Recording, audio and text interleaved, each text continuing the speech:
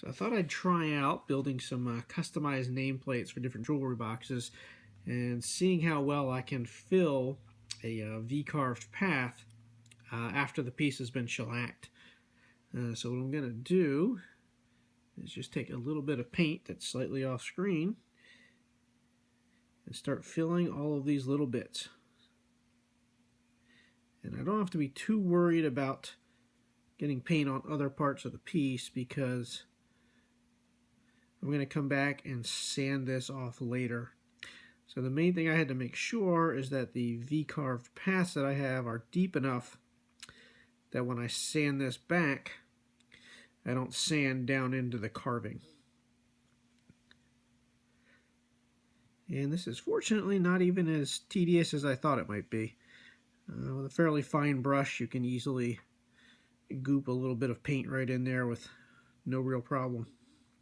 And the reason you want to do a shellac or a sealer first is to try to keep the paint from soaking into the rest, which means you'd have to stand further.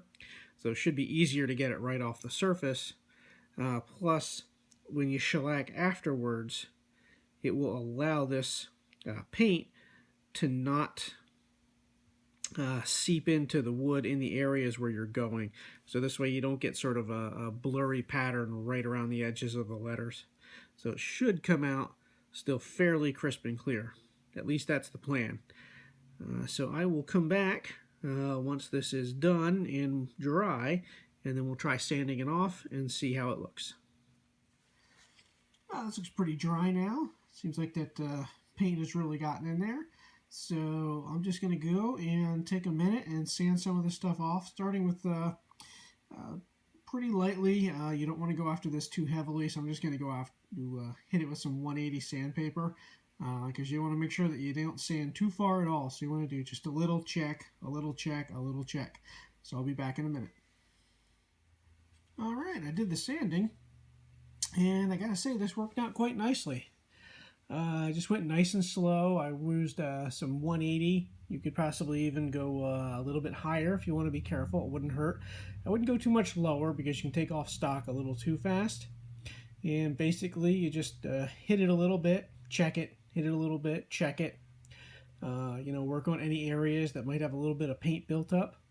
But I find that to be pretty legible. It came out very nice. And this is even oak, which tends to be a little bit more prone to chip out, especially when it's V-carving.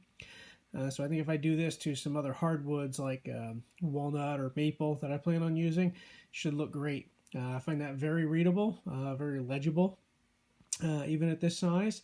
And it's a nice way to go forward. So there's what you can do. You can start by V-carving. I did this at about a 32nd of an inch depth. So not very much at all.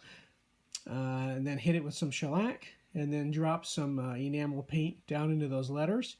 Let it dry, then came back and sanded it off. It works pretty nice. Hope you like that.